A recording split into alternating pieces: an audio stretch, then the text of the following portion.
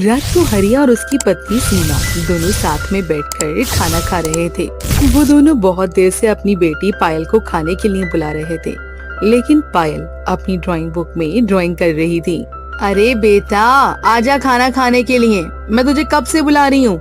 बाद में कर लेना अपना होमवर्क। माँ, बस हो गया, अब कलर करके आपके पास ही आ रही हूँ। कल स्कूल में ड्राइंग कंपटीशन है, जिसकी ड्राइंग सबको पसंद आएगी उस बच्चों को स्कूल में गिफ्ट मिलेगा और अच्छे नंबर भी मिलेंगे जो कि पेपर में जुड़ेंगे। ठीक है बेटा, जल्दी करके आ, मैं तेरा इंतजार कर रही हूँ। पायल अपनी ड्राइंग बुक में एक टमाटर बना रही थी। टमाटर उसने काफी अच्छे तरीके से बनाया था।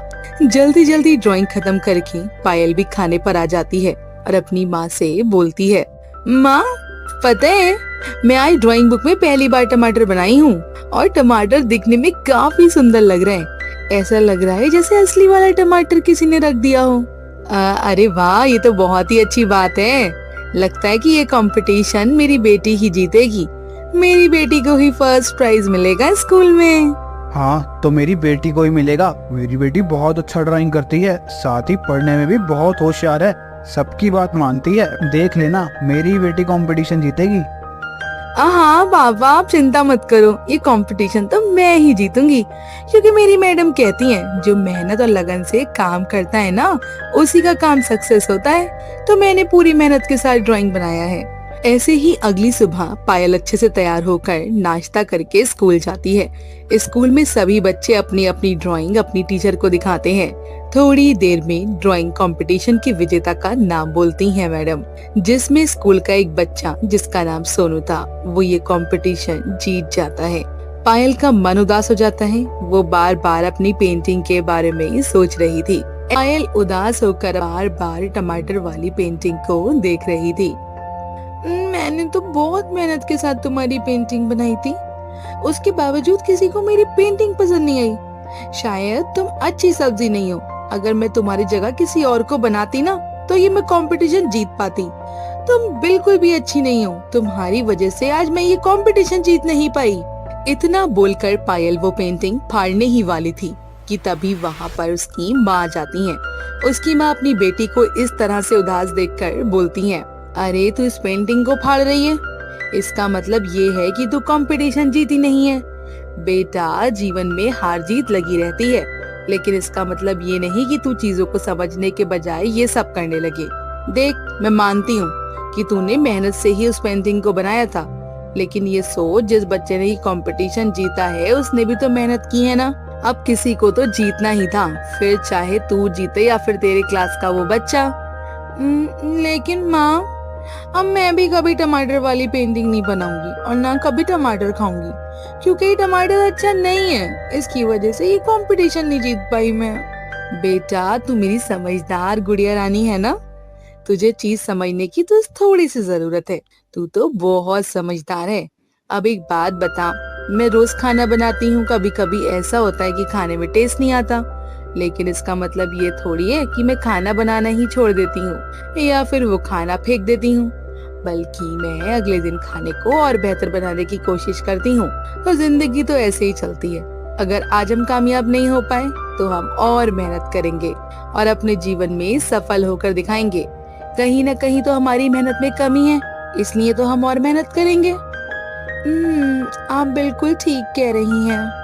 मैंने कहा था ना कि मेरी बेटी बहुत समझदार है। अच्छा, अब जल्दी से हाथ मुंह धो ले और खाना खा ले। आज मैंने अपनी बेटी के लिए टमाटर की चटनी बनाई है, वो भी मीठी वाली। तुझे पसंद है ना? चल आ जा। हाँ माँ। आज खाना खाने के बाद पायल अपने कमरे में आकर सो जाती है। थोड़ी देर बाद पायल उठकर अपने स्कूल का होमवर्क करने लगती है। पायल की बनाई हुई पेंटिंग भी वहीं रखी हुई थी। तभी उसे पेंटिंग में से पायल को आवाज आती है, पायल, क्या तुम मुझे अपना दोस्त बनाना चाहोगी? कौन है? कौन मुझे आवाज दे रहा है? अरे इधर देखो पायल, मैं तुम्हारी पेंटिंग वाला टमाटर हूँ। पायल ने जो पेंटिंग बनाई थी, उस पेंटिंग में से आवाज आने लगती है। वो टमाटर बोल रहा था। ये देखकर पायल घबरा जाती है। तभी टमाटर पायल से बोलता है, अरे पायल, घबराओ नहीं, मैं एक जादुई टमाटर हूँ। मैं गलती से मार्केट में आ गया था, तुम्हारी माँ मुझे खरीद कर ले आई। और जब मुझे पता चला कि तुमने टमाटर की पेंटिंग बनाई है तो मैं इस पेंटिंग में आ गया। मेरे पास तो जादुई शक्तियां हैं, कहीं भी आ जा सकता हूँ, हर काम को आसान कर सकता हूँ। हाँ, सच में तुम जादुई टमाटर हो? रुको, तुम्हें यकीन नहीं हो रहा ना? अच्छा ये बताओ, तुम्हें सबसे ज्यादा खाने में क्या पसंद है? मुझे चॉकलेट पसंद है। रुको, मैं तुम्हें अभी चॉकलेट खिलाता हूँ। इतना बोलकर वो जादुई टमाटर पायल को चॉकलेट दे देता है। पायल बहुत खुश हो जाती है और वो चॉकलेट को खाने लगती है। अरे वाह, तुम्हारा तो बहुत बड़ा वाला थैंक यू। तुम बहुत अच्छी हो। मैंने चॉकलेट बहुत टाइम से नहीं खाई थी क्योंकि मेरे पापा के पास इतने पैसे नहीं है कि वो मुझे इतनी महंगी महंगी चॉकलेट खिला पाए। अरे कोई बात नहीं, अब मैं हूँ ना तुम्हारे साथ, हमेशा हम दोनों साथ में रहेंगे। पायल को अब टमाटर के रूप में एक दोस्त मिल जाता है। पायल अब ज्यादातर अपना समय कमरे में ही बिताया करती थी। पायल अब अकेले टमाटर के साथ यहाँ वहाँ घूमा फिरती थी। अपनी बेटी का ऐसा बदलाव रूप देखकर सीमा को परेशानी होने लगती है। वो अपनी बेटी से बोलती है, बेटा क्या हुआ? मैं देख रही हूँ कुछ दिनों से तू अपने पापा के साथ समय नहीं बिताती, न मेरे साथ, बल्कि अकेले कमरे में बैठी रहती है। अगर कोई बात है तो मुझे बताओ। स्कूल में किसी ने कुछ कहा? वो बता। नहीं माँ, मैं तो बस पढ़ाई कर रही हूँ, मेरे एग्जाम आने वाले हैं ना, इसलिए। इतना बोलकर पायल अपने कमरे में चली जाती है। ऐसे ही रात को हरिया उदास मन से घर आता है। हरिया को उदास देखकर सीमा परेशान हो जाती है और वो अपने पति से बोलती है, क्या हुआ जी? आप परेशान नजर आ रहे हैं। सब ठीक है ना? कोई बात हुई है क्या? दरअसल बात है कि मेरे मालिक ने मुझे काम से निकाल दिया। उन्होंने बोल दिया है कि अब काम ही नहीं है, इसलिए कल से आने की जरूरत नहीं है। अब समझ में नहीं आ रहा कि क्या करूं। पायल की फीस भी देनी है, घर में राशन डलवाना है, बहुत सारा काम है। अच्छा, उदास मत होइए। अगर एक काम गया है तो नया काम आपको मिल जाएगा। परेशान होने की कोई जरूरत नहीं है, थोड़ा सा समय दीजिए चीजों को। अरे बात ये नहीं है सीमा, बात ये है कि हमने जो ब्याज पर पैसे लिए थे उसका ब्याज भी बढ़ता जा रहा है, और समय से अगर हमने पैसे नहीं दिए तो ये जो बचा कुचा घर है हमारे पास, ये भी हमसे दूर चला जाएगा। पायल अपने माता पिता की बातें सुन रही थी।